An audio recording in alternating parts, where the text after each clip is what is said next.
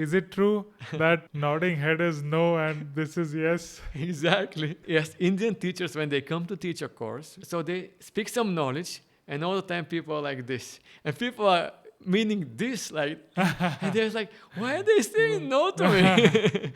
As a tourist, what are the top places to visit and things to do in Bulgaria? Mineral water, hot springs.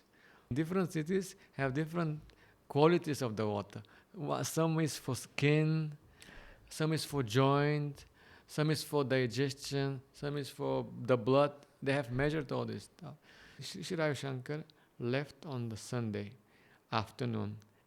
Sunday night, there was a huge earthquake in Bulgaria. Oh my god. Yeah.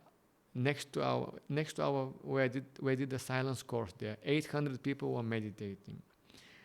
And all night we spent outside in Sofia because the whole Sofia was like shaking all night. And not one case of dead person. One thing is that Bulgarians, especially Bulgarians in Europe, have enormous respect to India. When they hear yoga, India, they are in awe. Bulgaria is the most happening and active place for art of living. How do you know? Many other Europeans have told me. Yeah. So now I get to speak to the person who has started it from the scratch there. Hello everyone, welcome to another episode of Rocklaz Radio. This is your host Tanmay Shah, and today we are going to Bulgaria. And joining us is Konstantin. Yes, hello. We have covered several topics in this podcast.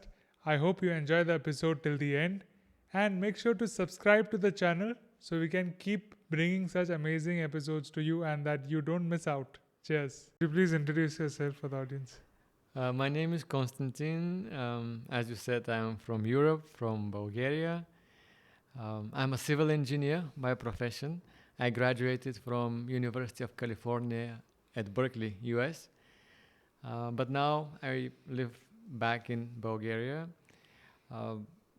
After practicing my profession for civil engineering for quite some time, I joined the Art of Living, and I'm like now a national coordinator of the foundation and teacher of the courses with the breathing techniques and meditation. Wow. You did civil engineering from Berkeley. Yeah, How was that experience? I felt very fortunate to have this opportunity, my master's degree there. At that time, even now, it was number one university in civil engineering. I wanted to make the most out of it, but at the same time, like throughout my undergraduate degree, my big focus was organizing programs for the art of living for the students, like stress management, meditation, concentration, because these techniques that I have practiced at that time, meditation, have helped me a lot. So I wanted to kind of share that with the other students. So it gave me kind of some juice and some variety in my studies. So, and Berkeley was great. Yeah. How did you do your first Art of Living course? How did you get introduced to Art of Living? That's a very good question, and it's really almost a miracle. But they say there's no coincidence. So what happened is I applied to study in the U.S. and I admitted in one very small university. Actually, I was admitted several ones, but I chose one in Missouri, in the middle of nowhere. And I was quite actually a little bit disappointed when I got there because it was only like farms and no skyscrapers like you would expect in US. And a few months later, my brother told me, I learned to meditate. You should learn too. I said, I'm not interested. I was much more extrovert than him. He said, but it will improve your memory, your concentration. I was very ambitious at that time. So I was started to look for a meditation course in the university, at Truman State University. And I found this poster of the Art of Living Foundation. So I called the professor who was teaching the course, and I said, I want to learn to meditate. And he said, we have this breathing techniques course. You should do that first. I said, no, not interested into breathing in my ignorance. I want meditation. He said, but breathing will make your meditations deeper and easier. I said, okay, if it's going to be good, I will do it. So I did then the course, Sudarshan Kriya, and I loved it. And what I realized later, at that time, that was the only university in the US that was teaching the art of living programs. Now it's everywhere, even for credit, Harvard, MIT. But I just came across that small one, that 25 years ago, Wow. Which year was this? 1999.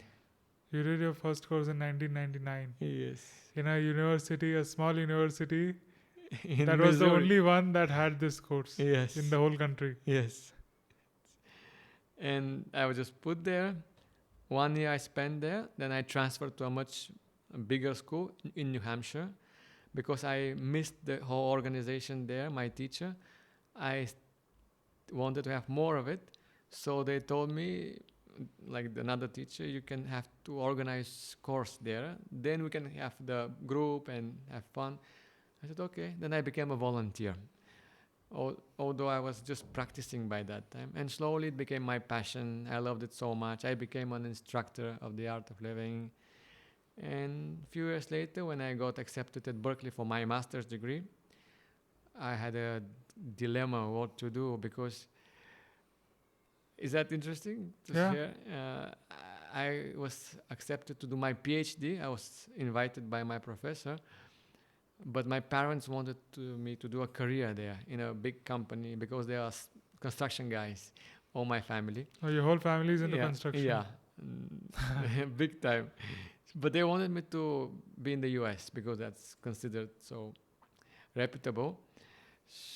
But somehow I was not getting a job. All my classmates, although I was a top in my class, they all got a job. Was not getting. So then at that time, I had a chance. Gurudev Sri Ravi Shankar came to San Francisco and had a big public talk. And all the volunteers had a chance to speak to him personally. So I thought, okay, let me ask him because I know he can give me good advice in this situation. So I asked him, Gurudev, I'm confused. What should I do? PhD? Or should I search for a job more? I'm not getting a job. Or I should go back to Bulgaria. That just came out of me without even planning to say it. It just came out. And he smiled and he said, you can go back to Bulgaria and do something there. And that moment, it was as if some weight lifted off my shoulders. I felt so happy. After 6 years in the States, it was exactly what I wanted to. I want to go back home and contribute there. So I said, okay, that sounds like a good idea. I didn't even think about it before. So I said, I'm going back. My parents were not very happy. After all their big dreams are going to get shattered. But I never regretted going back home. I got a job at an American company a few months later. They asked me, what salary do you want to have? So I picked my salary and it was great. Wow. Yeah. So you worked at an American company in Bulgaria? Yeah, it was an American company. Yeah, exactly. American company in Bulgaria. Good intuition. I didn't say that. You caught it. Wow. And from then, how has the journey been? Then I started applying my civil engineering skills. Immediately after 1 year, I started my own company, designing buildings. From there, constructing buildings. I did a couple. I made some good money. It was getting very good. But then somehow we had lots of activity of the art of living. Sri Ravi Shankar was coming to Bulgaria. So I kind of left my mom to complete the project that we started. And I said, we have to organize this program because he was coming for the first time. And you know how... Which year was this? It was 2009. It's a great opportunity for all of us at that time when he was coming for the first time. So we had like the number one hall in Bulgaria, 4,000 people. For the first time, like a spiritual leader was getting such a crowd. It was in all the newspapers. So I was leading the whole campaign. Wow. Yes, and after this, I kind of moved to becoming full-time active in the art of living. Slowly, kind of transferred the business. My mom took over, and we finished that building. And very soon, a few months later, the financial crisis hit Europe. I don't know if you remember. It was a disaster. Just within a matter of days, everything collapsed. The whole market. Like my father, at that time, he had a huge construction company, 1,000 people. 1,000 people. 1,000 people. He was one of the biggest. But because he was a little upset at me, not little, he was angry at me that I didn't stay, he wouldn't take me into his company. Yeah, I was supposed to take over at some, but he was so upset that I went back. So I was having my own company. But just in a matter of few weeks, his whole business was collapsing because he had taken so many loans and his business was blooming that time. He was building malls, residential complexes.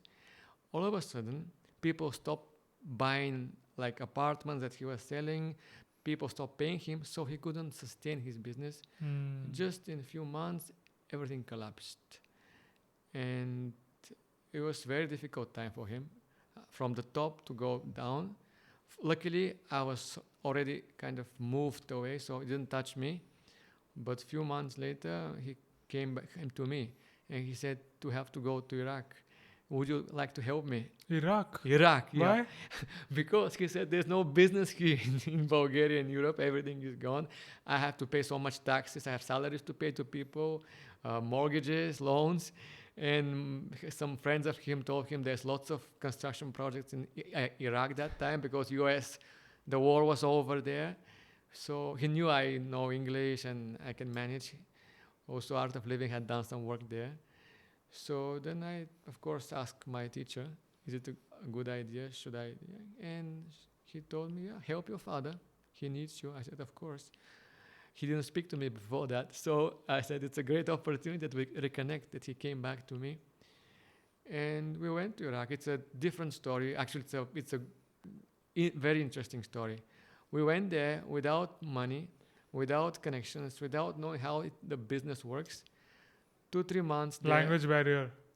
Language barrier. We had one translator, a friend of my father, who told us we can go.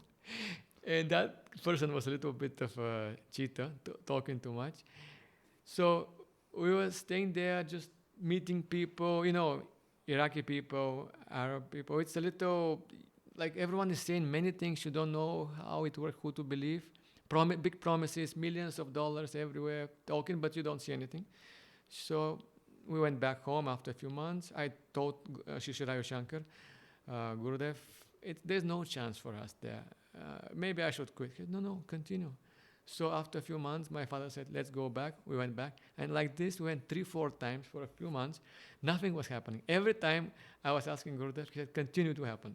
After 1 year, maybe in a few months, we finally got a project. And my father was so happy that we got a big job, and he kind of started his business back. And it's very interesting. Huh? Wow. So I have 2 questions. Yeah. One is about the business. How did you manage to get it? Because I also have faced this personal issues regarding finance and loans and crisis, and that too in a real estate construction business. Oh. So how did you manage to get out of it? Myself? Your business and the family business? See, I had a very small, like 2 buildings. And one of them I managed to complete. I had kind of recovered my investment already when the financial crisis hit. The other one, I had just done the design. It was I'm asking about your father's work also. You're talking about both combined, right? Yeah, and just mine I'm talking about, small business. Basically, I sold the other project. You're talking about my father, how he managed to survive. Yeah, because you said, right, he had thousands of people to pay and... He had millions of dollars debts, maybe 10, 20 million. It had accumulated. So somehow he convinced the government to wait for him. Somehow these people, his employees, he had made a connection with them because I think he knew almost everyone by their name. Oh. Like he was friends with those. So they understood. So they were loyal to him. So they said, okay, we'll wait. Also, his suppliers, they also waited. So, and he did not give up. At that time, he was maybe almost like 60 years old person. But that's kind of almost, you must be tired by that time. But he would not give up. I was impressed by him continuing, and he kept every year giving money back. Even with this project in Iraq, it was not so like big. He continued his business in Bulgaria after the financial crisis. So slowly, now it's been 10 years since, even more than that, 14 years, he managed to pay Completely everyone. way off. And now I think he's debt free, and he's quite cool. And he has some leftover like property, and he got married like 10 years ago to a lady who is my age. and he has a small daughter, and he's very happy actually. He was in a depression at that time. Now he's so content. It seems like that little child and his wife kind of give him joy, and he managed his life. So he's very settled. And we have a good relationship. We are speaking. I can talk to him much more. Yeah. Great. They had divorced with my mom when I was a teenager. Ah. Yeah. So that time we kind of separated our. Because when You had mentioned that you asked your mother to look into the business. Yeah. My mom is also a civil engineer. Okay. She was not working with him. Okay. So my moms, they will help you anytime. So they will do anything for you. Even now, my mom, I could totally depend on her for anything. I'm so lucky. Even if we fight, after 2 minutes, if I call her, even she would be so angry, I'll ask her something, she will forget everything. Same with my parents. Isn't So it? lucky, So lucky. Yeah. I mean, this is like unconditional love that we talk about, right? Exactly. Exactly. Yeah, but they say the love of the Aster, the divine, is even much more than our parents' love. Because it's really unconditional. Like my father, he had some condition. He wanted me to stay there. My mom also. They will forgive you, forget. But I think the divine, it has no expectation for us. It loves us completely unconditionally. You said you organized when Gurudev was visiting Bulgaria for the first time. Yeah. You did marketing and organized Yeah. a session for 4,000 people. How did you manage to do that? It's a very good question.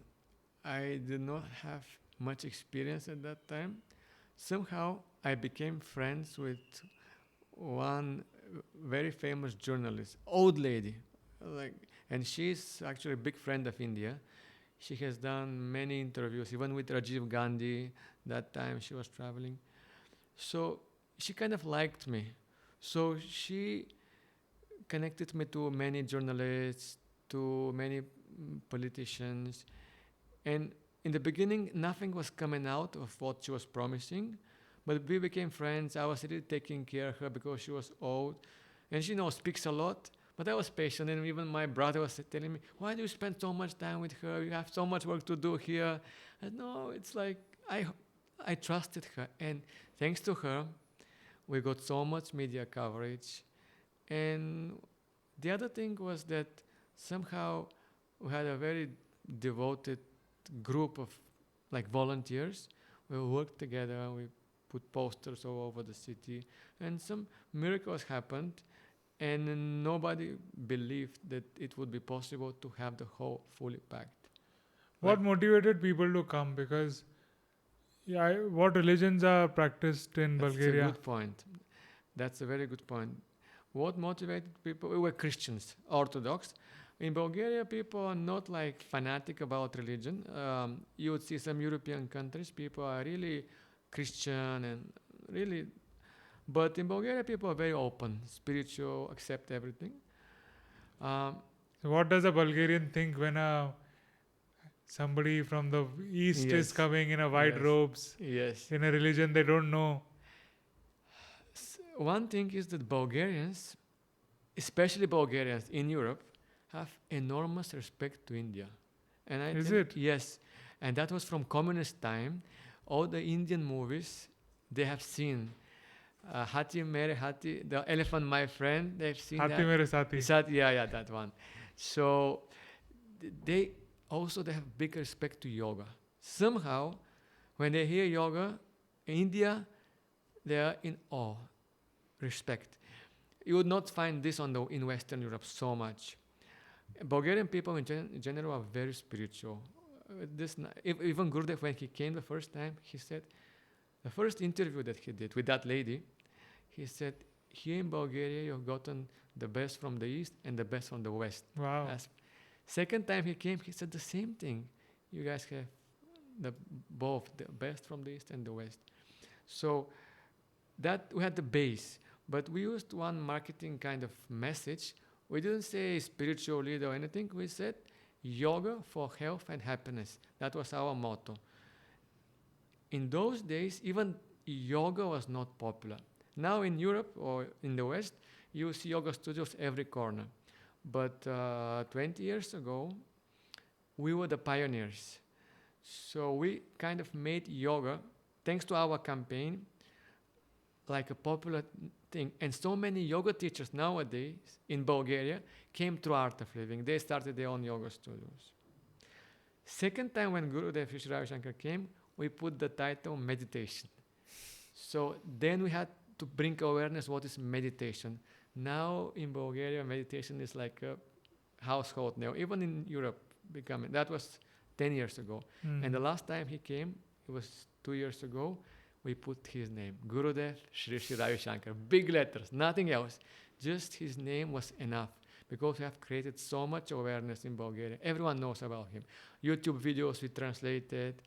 And actually he came because he was invited by one of the biggest in Europe film studios in Bulgaria. Many Indian movies actually filmed in that studio. Bollywood movies, they filmed them there. And there's this big setting of like a Roman city. And it was there. It was a beautiful environment. Although it was in the middle of the summer, again we managed to get it full. I'll show some of the pictures. Maybe we can. Sure, please share. Yeah, we'll add it. It's really picturesque. These historic buildings of the movie sets. Yeah. Geographically, also, it's like middle of East and West, right? Bulgaria. It's exactly on the entrance to Asia. Europe. Yeah, Europe in the middle. It's been a pathway. You told me you're interested in culture and history. Like all the civilizations have passed through Bulgaria. Actually, Bulgaria, as a name, the word Bulgaria, our country has been there for like 15 centuries now. It is the first European country. That is alive today. Like all these Germany, other countries, like Serbia, Croatia, they came much later. But Bulgaria came in the 5th century, started. Then, of course, it lost because the Muslims came. Ottoman Empire, it got invaded. 5 centuries, was no Bulgaria. It was a great country before. Then we got our liberation, and it again revived. Like even in India, you guys lost it. Yeah. You occupied British before that. So it's a nation country, and that's why I think people are very spiritual, very open. Yeah, you should come for sure. Absolutely, would love to come there.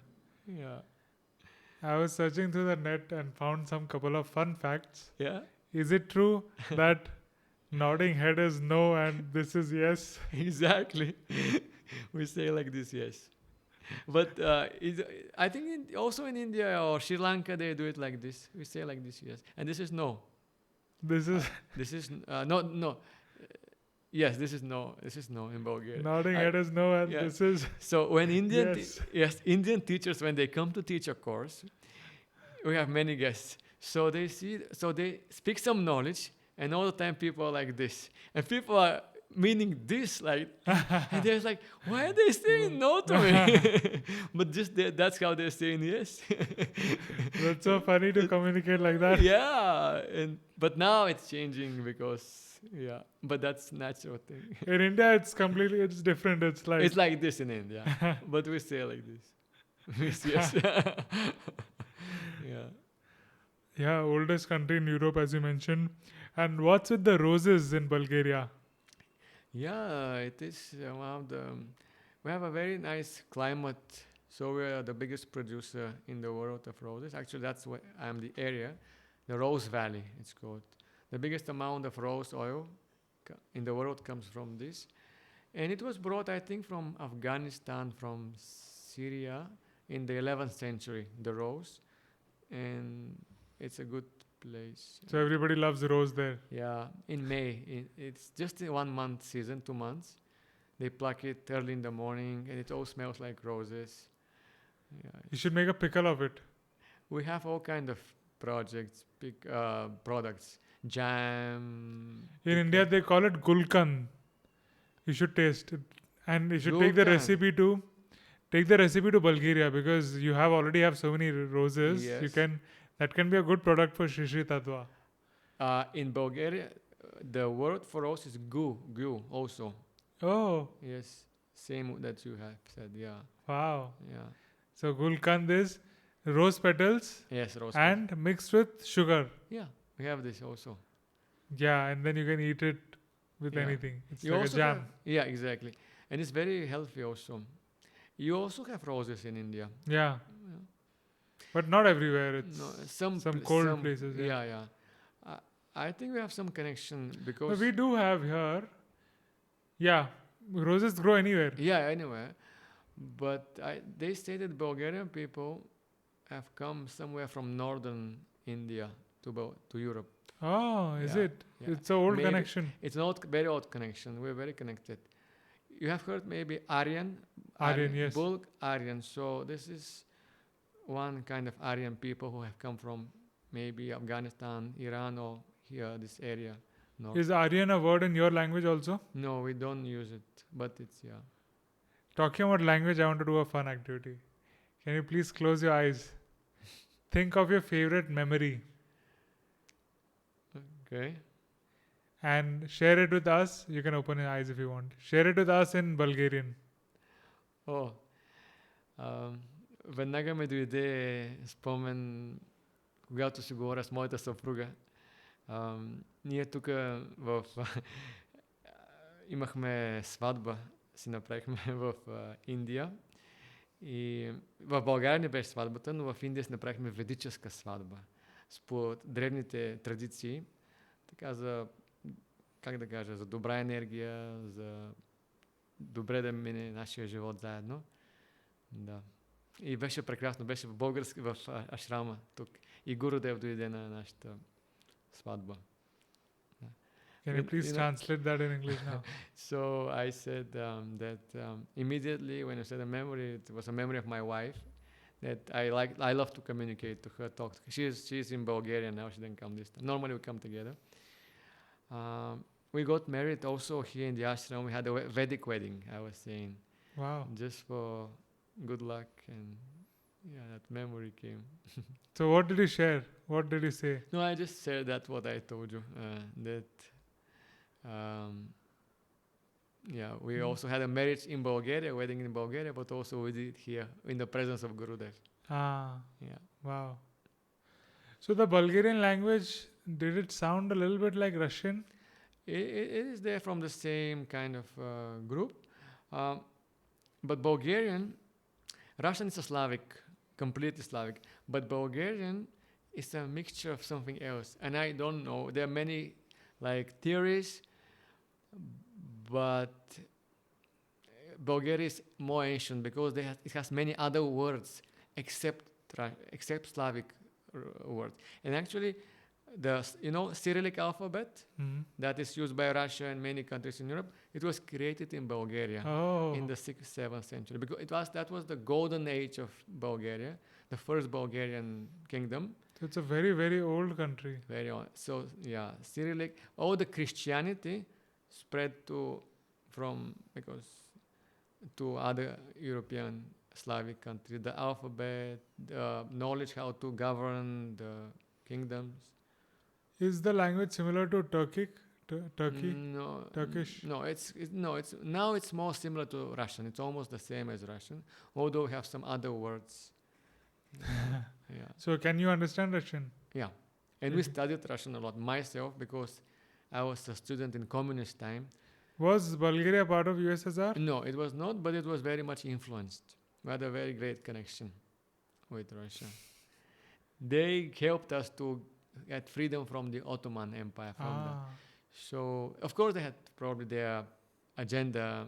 They wanted influence in the region, but they helped us. And many, like we consider them as a brother country. But now you're not brothers because you're part of NATO and Euro.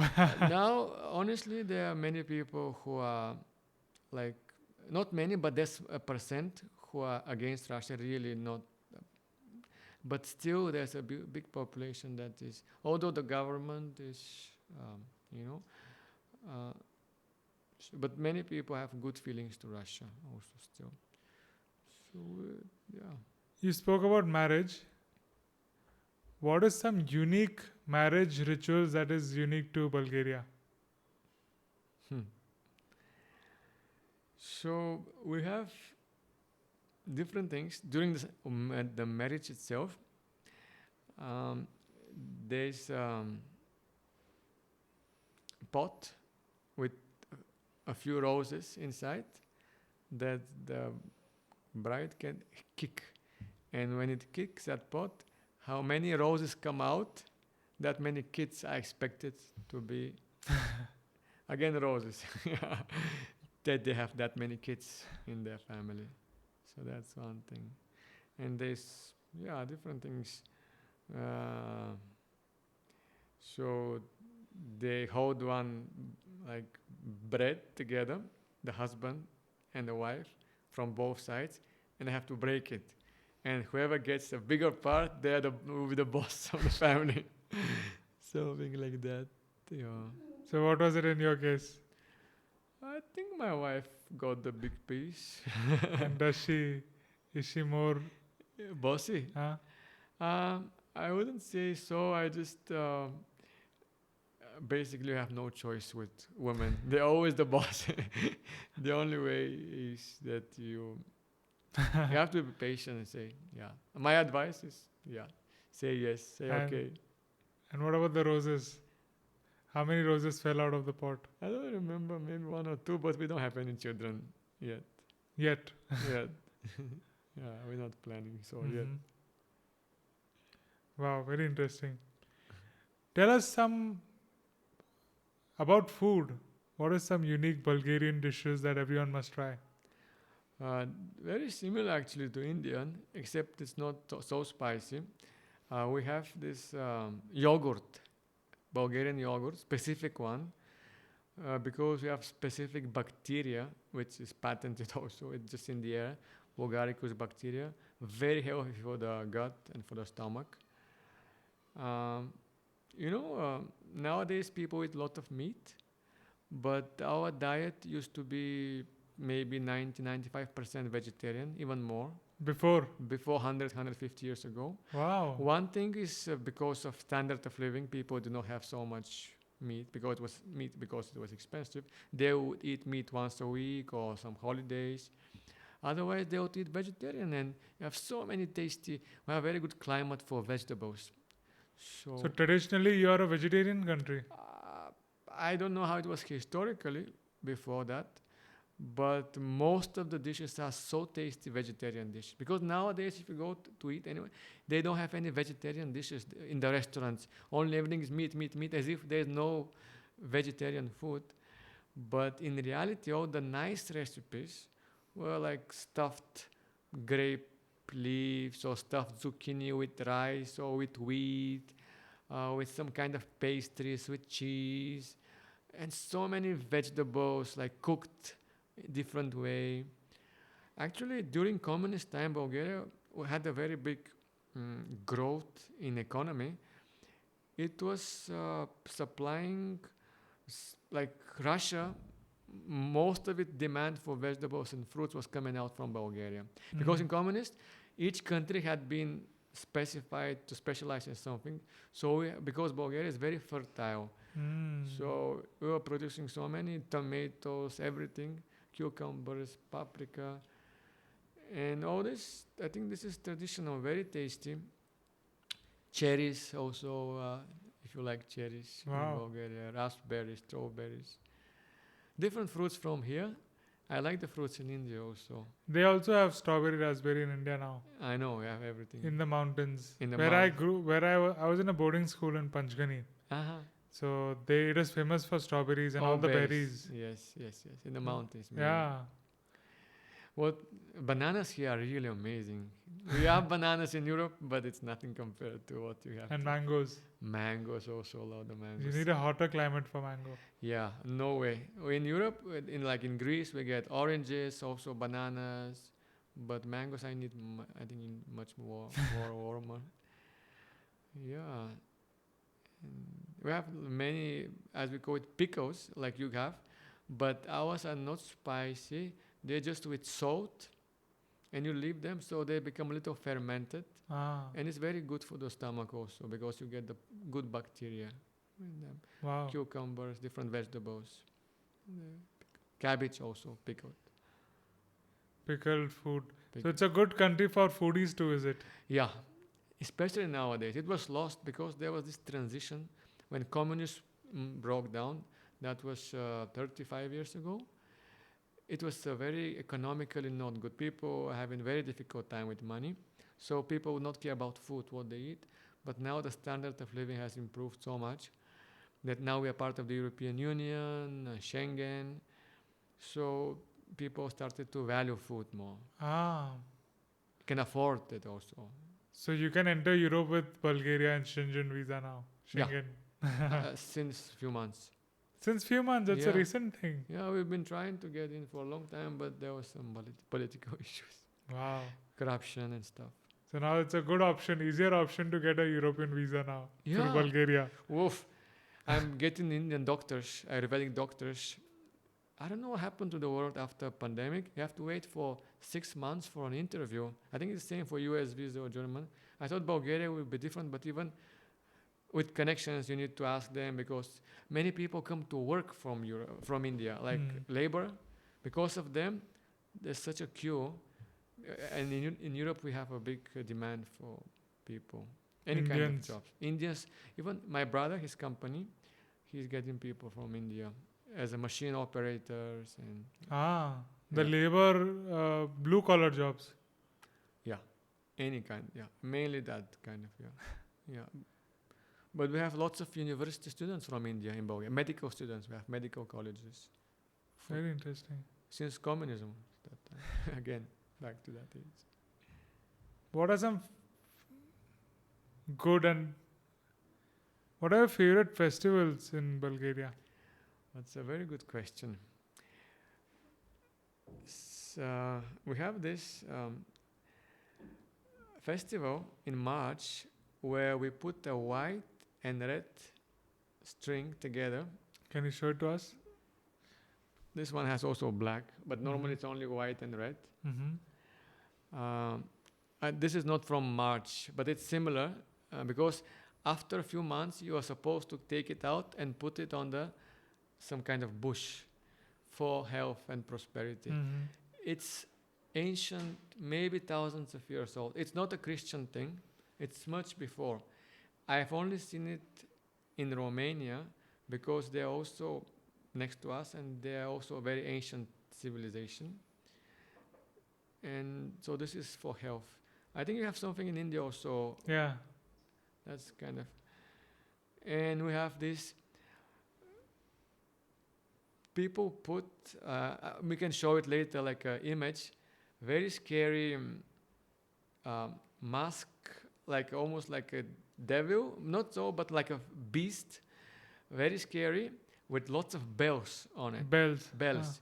On the waist, and they're huge. And they become big guys, scary with fur like an animal, like a bear, and different ones. And some of them are very creative. They don't need to be always scary, all colorful, all creative. And they go around the villages with these bells, and they keep jumping all around to chase the evil spirits. Mm-hmm. And there's so much actually truth to it because it creates so much energy with this stuff. It really, I think it has some value in it. It's an ancient thing, and they still keep doing it today. Nowadays there's a big return of all these old traditions in the latest years. And we have also people walking on fire coal. Cool. Yeah, like no, you have it also That here, happens. Yeah. but it's very traditional in Bulgaria. You go to a restaurant, it will be in the program. They would go with these people, okay, come and do it. Yeah. And when does that bells and the mask festival happen?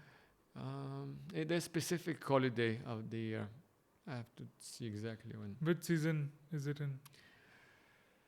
It is as Christmas time, like Okay. for us. During Christmas, Christmas is something new. I mean, Christianity came, Later on. later, and even I don't know if you've heard, but Christmas came like 100 years ago. There was no Christmas, like Jesus. All this stuff is newly invented, kind of. 100 years ago. 150 maybe, or How 200. come? You're the oldest Christian country. See, no, that's in the world. I'm talking not Bulgaria now. Christmas time is when Jesus was born, right? Yeah. And in the scriptures, when it was written when Jesus was born, it was springtime, not December. So this holiday came later. It did not come 2,000 years ago when Christianity was created, or 1,000 years ago. It came much later because people had this special holiday on the 21st of December. That is, they call it the silent night, holy night. It was a very ancient festival night where people would sing and come together. Yeah, that's the longest night of the year. Exactly. So it was not a Christian thing. So Christianity kind of wanted to adopt that and make people. So they put Christmas at that time. So, but in any way, there were so many other, like all this with the banging. It's not a Christian thing. It's much more ancient. So it's connected during that time in December. It comes. No, but you mentioned Christmas, and Christmas also came 100 and 150 years ago. Yeah. How come? Many things have changed because the Bible also was So changed before that, also. when was your Christmas? Was it in spring? I don't know. How was it before? Okay. What happened 150 to 100 years ago? People don't know how it was celebrated. How was it during the Ottoman rule? See, Christianity was a very good thing because it helped people keep their faith, preserve, and I guess it was not easy, they say, because Ottoman was trying to convert people to make them Muslim. And some did, but most people kept their faith. And thanks to Christianity, before Christianity, Bulgarian people had a different religion. Like 1,000 years, let's say 1,500 years ago. So, but they were kind of divided different. I don't know how was it. That's what they say. So Christianity kind of united the people. It gave them the sense of, So actually that sustained because it's a very strong religion, Christianity. Maybe that was needed. So it helped them go through it. Another aspect about culture, one is marriage, one is birth, and one is death and funeral. So what are some death and funeral rituals that are unique to Bulgaria? See, it's very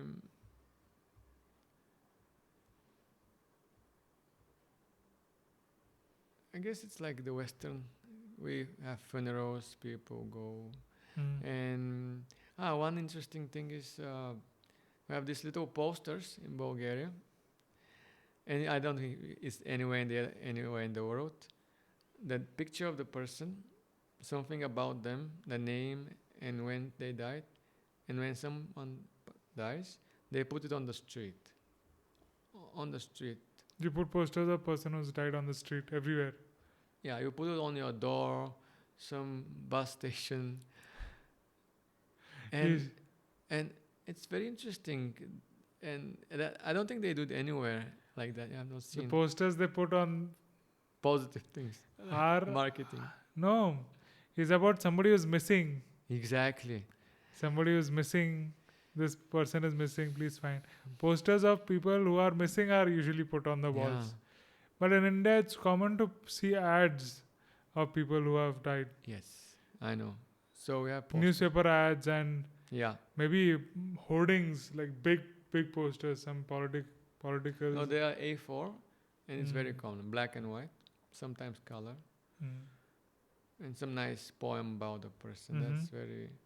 And then people would go and light a candle at the grave and put flowers. Mm-hmm.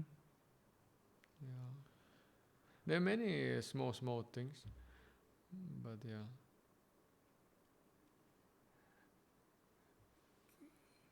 Bulgaria also, even though I know about a lot of geography, but I actually had to look for where exactly is Bulgaria. Yeah. It's not a big country. And the population is, I guess, 7.5 Seven, million. Yeah. And today itself, in the previous episode, we discovered Bangalore's population is 12 million.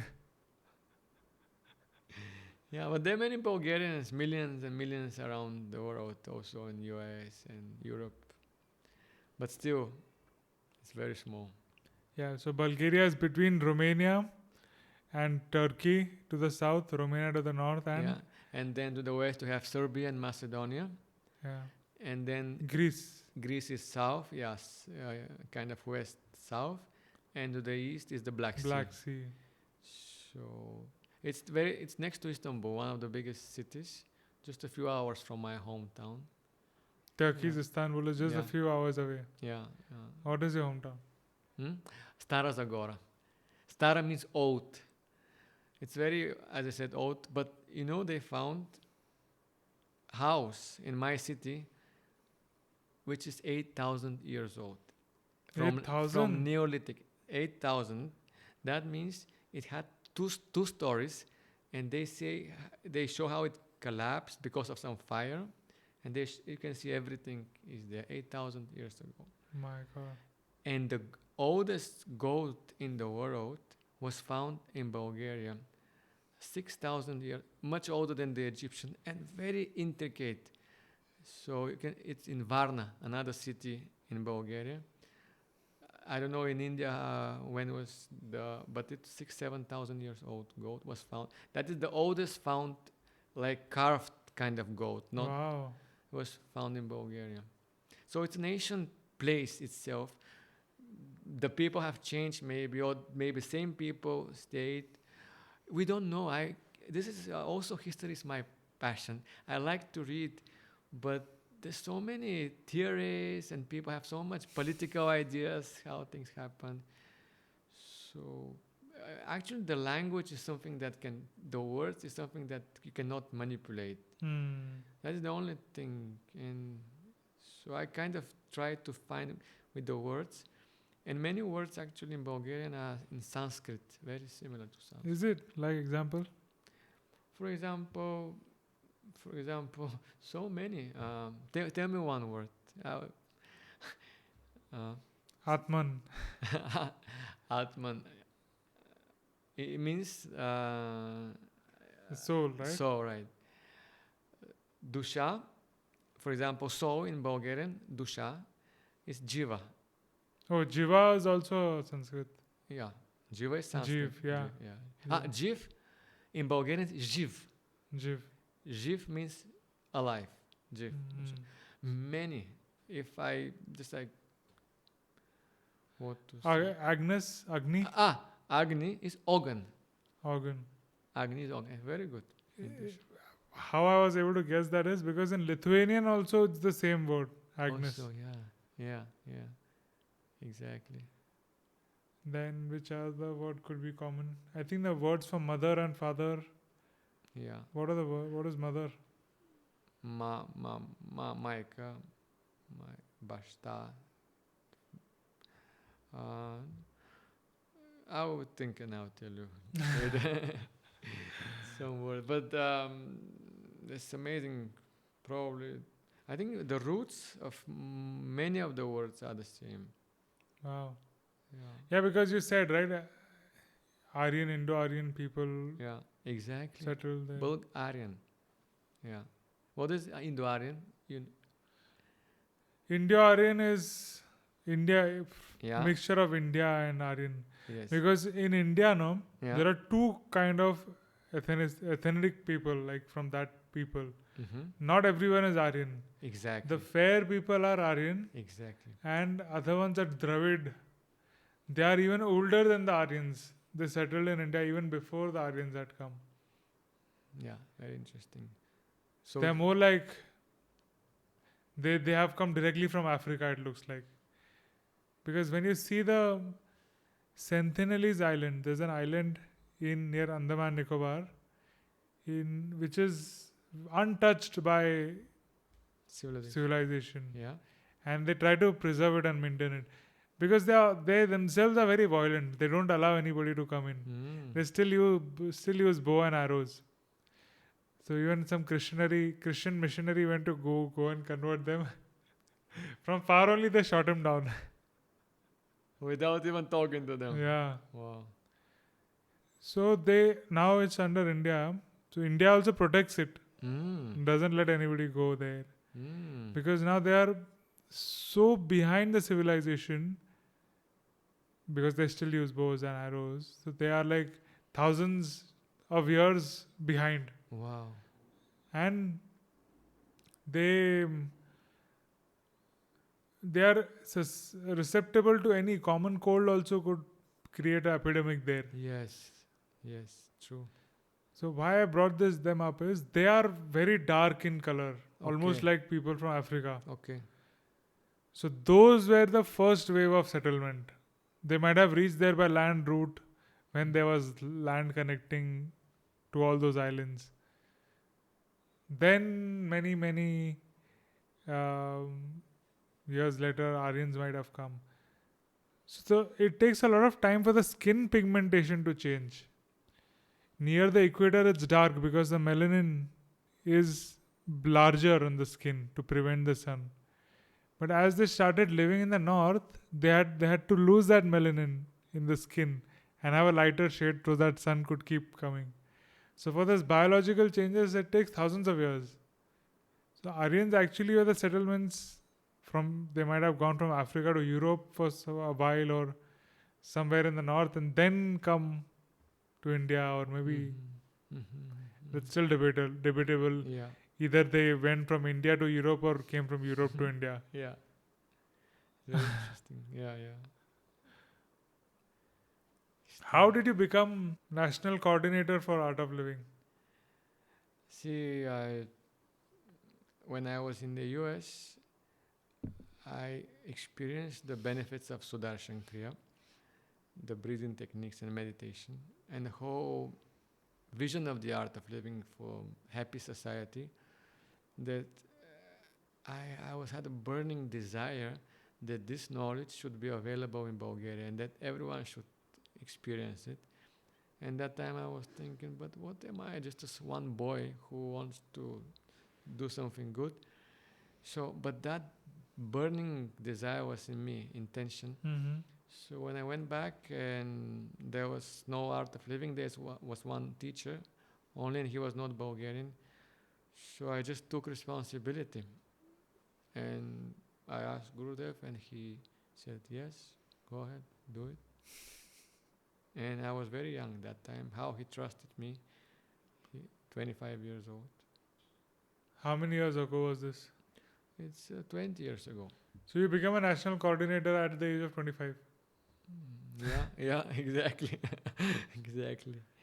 And Bulgaria is the most happening and active place for Art of Living. How do you know? Yeah. Many other Europeans have told me Yes. that Art of Living is very big in Bulgaria. Yes. So now I get to speak to the person who has started it from the scratch there. Yes, true. I would say sometimes I see we have so much activity, almost like how the entire, like other countries in Europe together. We have so many people going through the programs, and you have a great team. So when they appreciate Bulgaria as the most happening, and it's not from one person, it's from 2-3 people from different countries. Yeah. They told that they are doing really good job in Bulgaria. So what is happening? What do they mean by they're doing a good job? Hard work and smart work. So we have a lot of people who are doing the courses, the art of living courses, learning Sudarshan Kriya, meditation. We are on TV. I have I have one show every day when I'm on TV mm, doing meditation challenges. Ah, My wife is also doing yoga on TV, very popular. Many popular people have done the courses, sportsmen, TV stars, music stars. Thousands and thousands of people are doing the courses, and it has become really a normal thing. Yeah, and prisons, all in all the prisons, we are doing programs. wow. Yeah, So everyone is happy there. I would hope so in a few years, even more. But now so many people experience nowadays in Europe depression, panic attacks. They cannot sleep properly, and when they come to our courses, because I teach almost every day, and they share how they have benefited. I feel so grateful that I could contribute to their life and they can be better. They say, I haven't slept like this for years after Sudarshan Kriya. I feel I have recovered from panic attacks. We have some great Ayurveda doctors who do pulse diagnosis and they help them with their digestion, some chronic diseases, migraines. And I feel, okay, what would be the world if Bulgaria without the knowledge of Sri Sri Ravi Shankar? If he did not come, what would be my life? And I know we have helped thousands and tens of thousands of people. How they manage these difficult times that we live in nowadays, I cannot imagine. I guess in such times, things get balanced. That's why when it's so dark, some light come to balance it out. It would have been a depressed world. What are the major problems that you see in Bulgaria that people are facing? The only thing nowadays is our corruption and people not. Everything is okay. Economy is going good. Spirituality, people are good. There are some statistics actually that Bulgarians are not happy people, but I don't think that's correct statistics. I think they're okay. The only thing now we need to fix, which is left, and I'm sure we'll do it in the next few years, is our political structure is not stable. In the last three years, 7 times elections, every 3 months elections, because they cannot form a government. They cannot get along. And we still have the old corrupt kind of system, politicians. Some new ones are there. I'm also kind of getting into it, but it needs time. And this is the last thing we need to fix in Bulgaria, the corruption. And that feeling of belongingness to the country, that it is your mother. The country is our mother, like you have it, Mother India. I believe we have our biological mother, and also the Mother Earth is one, but also our country. And I would like people to become more aware of that, and they take more responsibility for the country. And I think we will do that. This is our next project of Art of Living, me personally. You're going to take active part in politics? Yes, I will. Do you want to become the president? We'll see what I will become, but definitely I want to contribute. Wow. And I see a lot of potential because, we are Bulgaria can be a paradise. We have so much potential, resources, and the people are paying lots of taxes to the government, but this money are not used in a smart way for technology, to grow, to make the modernize everything. It can be. I see India has done tremendous steps in the last 10 years. Actually, it's an example for me. Yeah, it's very strong. Leadership is very strong in India right now. Very important. You guys are lucky. That happened in the last 10 years. You have kind of evolved to that level. You deserve it. They say people deserve their leadership, whatever people. So I think we're not ready yet, but soon. Yeah, but the way, like talking to you and the way you have grown, any organization You are a people person, and I think people will love to see you as a president.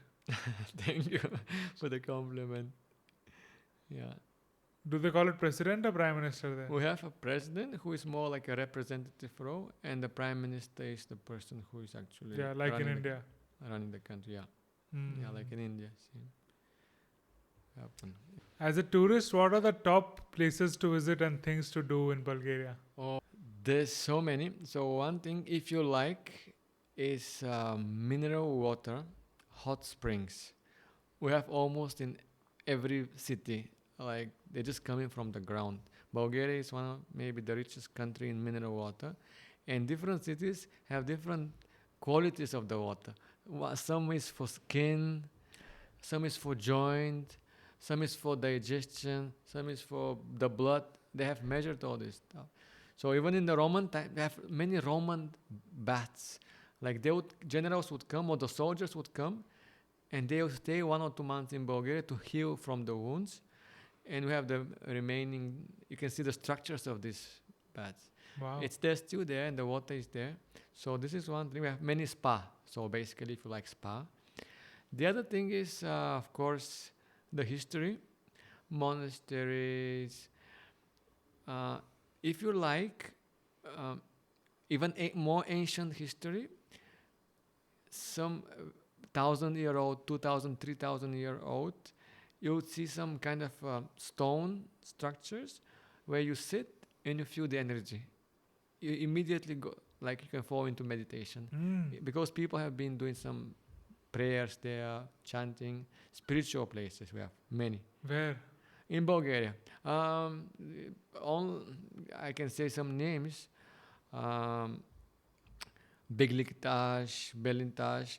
But if you just check online for Bulgaria. What to search for? You should search for Thracian. Thracian sacred places. Thracians were the people who were around 2,000 years ago in Bulgaria. I think these are the Bulgarian people themselves, but they were called Thracians. And they were very spiritual. And they must have done something like you guys do the Rudra Puja. They would pour honey, some kind of oils on stones, and you can see the stones being carved, like the lines where they would put, and they were shaped like, this. So very powerful. So Thracian sacred places. By the way, these Thracian people were very interesting. They were so brave. They would go into the battle without any fear of death, because they believed there's a life afterward. This is just an illusion. The real life becomes after you die. So they were fearless warriors. That's why they were unbeatable. And actually they were, when they were getting Britishers would come to Bulgaria, and the generals would say, you can only win Bulgarians if you learn how to die like them. Because they would go into the battle. You can never win without any fear. They would just go, and then you really strong. These Thracian people, when somebody dies, they would have celebration. They would be happy because they are liberated from this kind. And when someone is born, they would cry because they are coming to suffer. So see how spiritual they were. Wow. Yeah. They believed much more in not so much in the material. Is it still now that when kids are born they cry? No. That was Old. these guys 2,000 years ago. Very smart. So But they are very spiritual and very spiritual. Vedantic, or it's very much like Indian philosophy. Is it? Yeah. I don't know how they were doing the funerals, whether they're burying or burning the people. But we have this in our genes, the Bulgarian people. That's why we're not afraid. Very good warriors. So that was another fun fact. Bulgaria never lost a flag in any battle. Yeah. Funny. They would die, but they would not. They were not afraid of dying somehow. They would say the biggest joy is to go in front and fall. But what about their family? Of course, they would cry. They would miss them. No, the soldiers, when they didn't care about death, what See- would they think? Who would take care of the family? Yeah. They would value the freedom.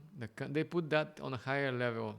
The freedom is more important. The country is more important Then the family. than the family. They had bigger vision, I guess. And I see that in Bulgaria also nowadays with our volunteers. You would not find such volunteers devoted anywhere in Europe. Wow. They don't care about money. They'll just give themselves up. Don't care about their health. So impressed by our people. Now, when I think about it, I may be connected to that's in their genes, like complete selflessness. Wow. Yeah. And that's why maybe art of living is so big in Bulgaria, because people would not bother. Very devoted. interesting. Yeah. So one thing is these Thracian places. Another is, if you like beaches, we have beaches, of course. Black Sea. Black Sea, and mountains for skiing, for hiking, very good nature. And Bulgaria is one of the top 3 in the world producer of herbs. We have mountains full of very potent herbs. Herbs. So on the 23rd of June, it's a very special day when it's again very ancient kind of holiday. People would go early in the morning and collect herbs. Then that's when they're most potent. So, and maybe in general in Bulgaria, people have big faith to natural medicine. Mm. So that's why it's very easy to bring these Ayurvedic medicines. It's one of the easiest countries in Europe to register them, because the tradition of the herbal medicine is very much. You would go in Bulgaria, in Sofia in the center, there's one, I was so happily impressed. You go this shop and you see like huge rooms full of different herbs, hundreds and hundreds of different Bulgarian herbs. This is for that, this is for that, and these people know it. I thought this knowledge was lost. Wow. But we have books and it's still preserved.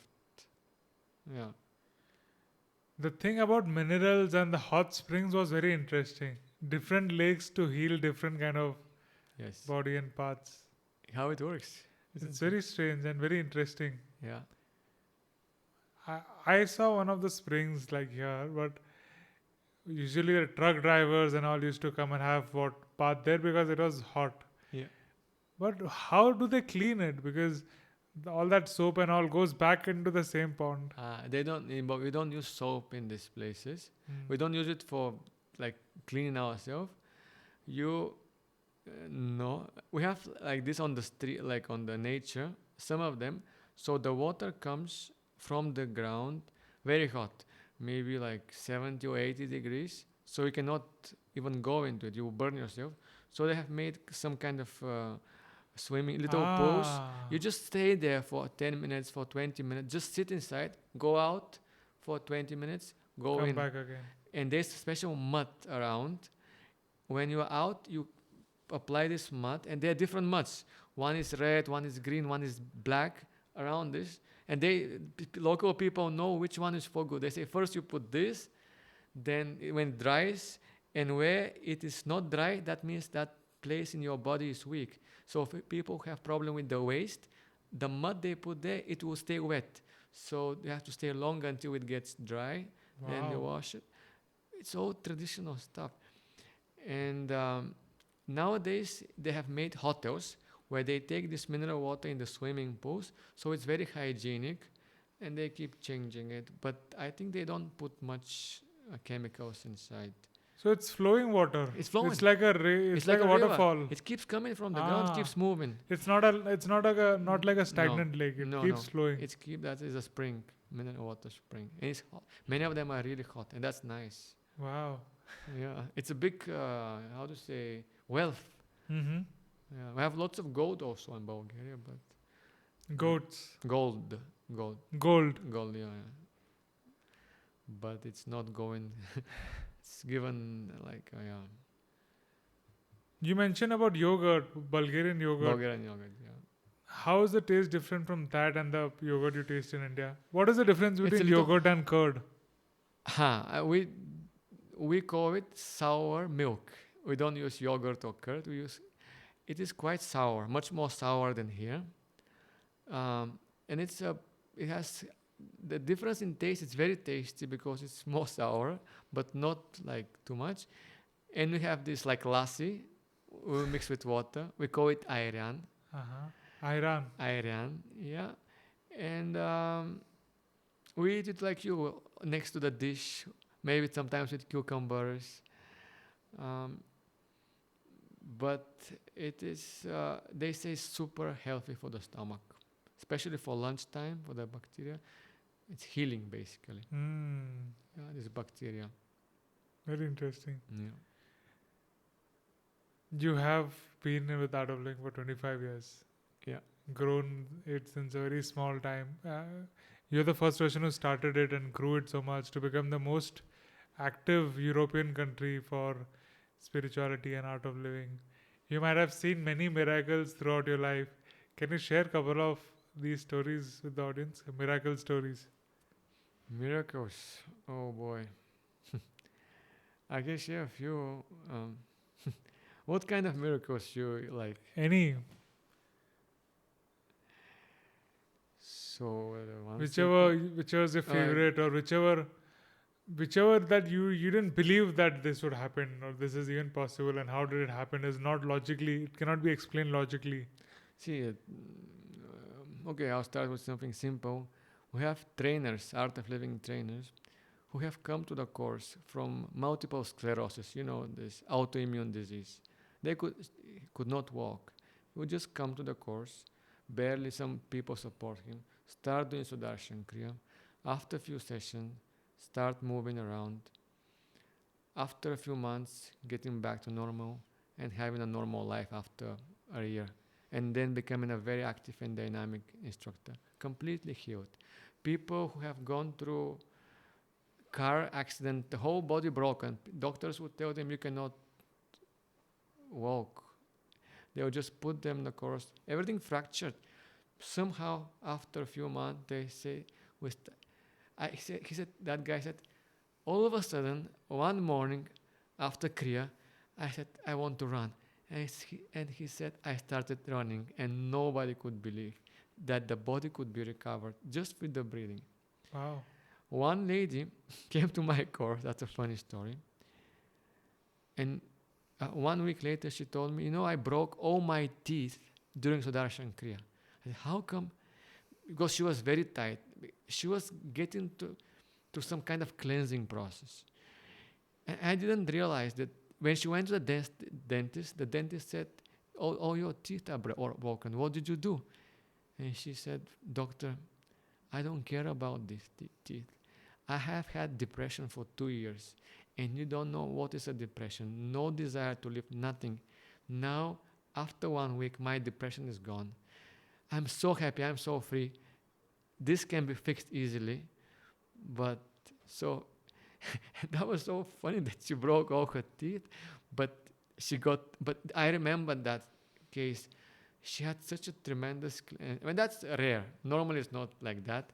People just have some light experience, but that's a funny one.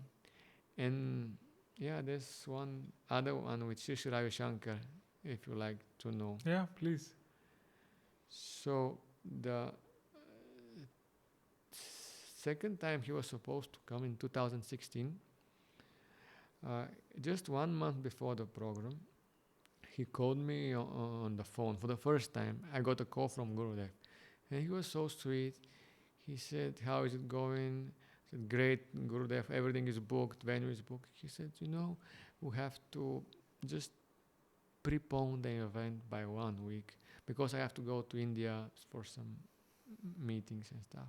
I said, but Gurudev, everything, we signed contract, press releases, and you see what we can do. I have to have some meetings. He was almost like asking me, and I'm like, what's wrong with me? And I said, tickets, we already found the good tickets. He said, see, so when I hang up the phone, I was thinking to myself, this most intelligent and enlightened human being is telling me something and I'm not listening, arguing, putting my small intellect and mind. So immediately we checked the tickets. We found it was that difficult at that time. We found nice flights because it was very tight schedule. Next day we changed the venue. Everything was perfect. No problem. We did our program 1 week earlier, and Shri Ravi Shankar left on the Sunday afternoon, Sunday night, there was a huge earthquake in Bulgaria. Oh my God. Yeah. Next to our where I did the silence course there, 800 people were meditating. And all night we spent outside in Sofia because the whole Sofia was like shaking all night. And not one case of dead person. It was not much destruction. Few weeks ago in Italy, similar very high level earthquake happened. Many people died, destroyed buildings, and Italy is much more developed country. So you would expect Bulgaria to be a disaster if the same earthquake would happen. And they said in the media that some power have saved Bulgaria. Like some saint, they said, from we have different saints. Then Ivan Rilsky, they call him, saved Bulgaria because they said the seismologist said that enormous energy was released all night, but in small portion, as if something was holding it to happen slowly. So my explanation is that because we did this course just before, it was 800 people meditating together for Wow. 5 days. Oh my God. Huge. And this time when Gurudev was coming to the hall, normally he meditates for 20, 30 minutes with the people. This time, 40 minutes, 1 hour, 1 hour and a half long meditations. He was with us. And I think that must have, and his presence, otherwise that whole program would have happened after the earthquake. So I don't know how it would have been different. So for me, that's a miracle, and I've said it before. People meditating prevented an earthquake. Well, the destruction, the earthquake happened, but in a very mild. way, in a very almost how do you control way, they said. And in the media said it was a miracle that something saved Bulgaria at that Oh time. my God. Wow. And luckily, when we did the program, first day we did the World Guinness record I don't know if you read that Bulgarian folk instrument is bagpipe. They're not from Scotland. I mean, Scottish have their own, but Bulgarian bagpipe is something that very traditional. And we wanted to organize something for Gurudev. So we gathered all the ancient bagpipers, all the old guys. So 333 we managed to get. My mom was actually, she went to all the villages because they're all divided. Sometimes they even fight among each other. So, and we called the people from Guinness and we recorded this world record with 333 bagpipes. Bulgarian bagpipes. And that was supposed to happen originally the day after the earthquake, and nobody would care. But because it happened before, we were in all the media, all the newspapers, they covered that nice positive event. And people who were in the hall, they had goosebumps. They said, we felt so amazing. Imagine that sound of the bagpipe. We will play it later. Wow. Yeah. Editor, try to add it in the clip. Beautiful. What are your plans for the future? So my dream was always to, how we have 100% literacy, people can read. I would like 100% of people in Bulgaria to know to meditate, to do breathing techniques so they manage the stress. I would like it to be in the schools system. It should be available for everyone. Gurudev says it's the birthright of every individual to have a disease-free body and stress-free mind. Wow. So education, and it's only education. When you have knowledge through education, you don't suffer in life. All the suffering is due to lack of knowledge. So I like this to happen massively in Bulgaria, and just people to be happy and healthy. Our motto is happy and healthy Bulgaria, and hopefully in the whole world, not only Bulgaria. As a nation's head for Art of Living and soon to be Prime Minister, How do you motivate the volunteers and your followers? Only by, I guess, my example that I work the most, and I mean, I don't uh, spare myself. I just keep leading by example, I guess, is the thing. Hmm. Trying to be the best version of myself, living what Gurudev is teaching us. Sometimes it's not easy because we all have difficult times, but I think meditation, Sudarshan Kriya helps a lot in this. It's a process. I think we have come to this planet to learn a lot, to grow, and to give Hmm. a lot. So it's a balance. How do you manage their egos?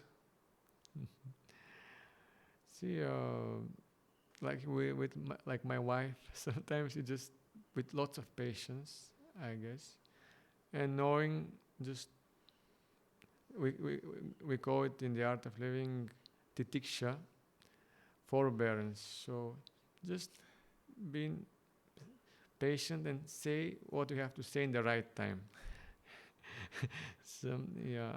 So just I have a long, how to say, a long rope kind of for people, but when it's sometimes it's necessary, you have to take a stick.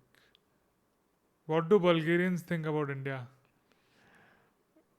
Bulgarians have great admiration and respect for India. I'm so like proud of us that we have such a. Bulgaria was one of the first countries that recognized the independence of India. Wow. Yeah, we had a diplomatic relationship from the very beginning. It was the first country, maybe it was the first one that's recognized India's independence. And we had, even before that, before our own independence from the Ottoman, we had people, Bulgarian, who have translated in Sanskrit 150 years ago books, some ancient books, and that guy is called Rakovsky. He has a monument somewhere in India and schools named by him. Some places in India, I know. Wow. Rakovsky, yeah. So we have, I think, a great respect towards Sanskrit, towards India. How did that connection happen I don't 150 know. years, 200 years ago? I have no idea. That guy was very intelligent. Yeah. He had the books. I don't know if he traveled to here or he found these books. I think he got it. He was somewhere in France because on that time it was Muslim empire, like Ottoman Empire in Bulgaria. So he have found those books and translated them. What do you call the bird turkey in Bulgaria? Do you call it Hindi? Which one? Turkey. Turkey. Turcia. The Turkey, but the country. Turkey bird. Turkey. The bird. Do Why? do you call it Hindi? No, we don't Okay. call it Hindi. We call it. Yeah, no. No. Yeah, because in Turkey they call that bird Hindi. Really? Oh, wow. Funny. Yeah, it's a strange bird. Everybody thinks it has come from somewhere else. Ah. What would you like to tell the audience? So Message for the audience. I would like to. Now we've been talking about Bulgaria so much. I would like to invite everyone to come visit us. You especially, please come. And what to say? If anyone needs anything from what I heard, if we can be useful to you, we are there. And yeah, we in Bulgaria, we're very hospitable people. So everyone is very welcome and Amazing. yeah, and yeah. One other thing that struck out was sabji made of leaves of grapes. Grape leaf sabji. Yeah. I'd never heard that before. Well, not sabji. grape leaves, we take them and we put rice and the Inside grape them. leaves And around roll them. them. Yeah, around them. Like a sushi Yeah, like a sushi. Yeah, made with grape leaf. yeah, yeah. What about you? Uh, What about me? is your passion now that you would like to do? Yeah, so I would love to interview at least one person from each country of the world. We have covered around 50 countries so far. So others are remaining. Wow. I'm very thankful to be close to ashram so that I can meet people who come here and have them physically. But there are many African countries. Africa itself has like 50 countries. Yeah. So it's difficult to reach them. Yeah. They have these internet issues Soon. and stuff like that. Yeah, yeah. I think some of them are coming to the ashram. Mhm. Can catch them. Now the women's conference is coming. You know that. In January. Yeah, I think many people would come from many countries. And in Europe, we have 50 countries also. I mean, around. Yeah. Yeah. But it's very interesting to know about the backgrounds and cultures. Even though it's not a very popular topic on YouTube search terms, for that I have to do something else. But yeah, this is something. But you're doing it very good because it's your passion, you have interest, and you are so intelligent, you connect things. Yeah. And we believe that, right? Vasudeva Kutumbakam, world Yes. is one family. Family. Yeah, it should become one family again. It used to be, I think, one. I think so. Absolutely. Okay, thank you so much. Thank you, Namaste. Jai Gurudev. Jai Gurudev. It was really pleasant to have this conversation with you. When do you plan to come next? I think we will come maybe in February for the Shivratri holidays. So every year you come for Shivratri and Just one Navratri. normally. Either Navratri or Shivratri. give us some tips on maintaining high energy levels. So maybe you have this as a personal question for you, right? Yeah. It's interesting. So for me, one is sleep. Even if you do everything, if you don't sleep properly, we know how. So I try to sleep, even in the daytime. You know this guy, Ronaldo, the football player? He takes like 5 naps per day. 5 naps. 15, 20 minutes short one. So I think taking a nap in the afternoon definitely helps to recharge the body. But in general, sleep. Must my morning meditation and Sudarshan Kriya. Do you manage to practice it? Yeah, of course. Daily. Right? Yeah. So that, do you do afternoon meditation? You also do? I do in the evening. Evening you do? Before sleep or before dinner? Before satsang at 5. Before 4 or satsang 5 you o'clock. do second meditation, Sakhat Samadhi. And the other thing besides those is the food. Like, you have regular food? Yeah. That's good. That's good. I mean, I think these are the 4 sources of energy. And of course, doing something that is positive, that you love to do in what is positive for the mind. So sleep, if you do some breathing techniques every day, some meditation, proper food, water. I mean, for me, what I have noticed is eating too much food makes me also tired. Yeah, done. And especially at heavy dinners. I have gotten this ring, the Art of Living ring, and I measure my sleep now. And if I eat a heavy dinner, my sleep level is very light, according to my app. Oh, you can monitor all that. Yeah, you can monitor with the Art of Living ring. So I have completely changed my eating habits. Even when I skip dinner, my deep sleep is like huge, like many hours. So light dinner early, like by 5 o'clock, 6 o'clock latest, gives me a proper sleep. And then if you want to sleep early because you have not eaten. Otherwise, if you eat late, you don't want to, then you go to bed. And then we get tired next day, same spiral goes again and again. So skipping dinner, early dinner, I think has become the key for me. But you're young. I have more of pitta also. I feel very hungry. Like what time? You should have dinner. Every 3 hours. Every 3 hours. Good. Eat dinner by 6, 7 or whatever. And then sleep on time is perfect. I feel more creative at night, Yeah. Now I'm feeling more lively, right, to talk to you at this time. Really? We had a recording in the afternoon also. Yeah. So Afternoon is that kind of kafar time. Now it's between 10 and 12. That is the pitta time starting. Again, fire. fire. So it's between 10 and 2 in the daytime. It's good. Fire is high. That's when the metabolism is high. That's a good time to eat. And no, but also between 10 o'clock in the night and 2 o'clock in the night, that's when the purification happens. So it's important to sleep at that time. Thank you for watching this podcast till the end. Please let us know in the comments what more topics and guests would you like to see in future episodes.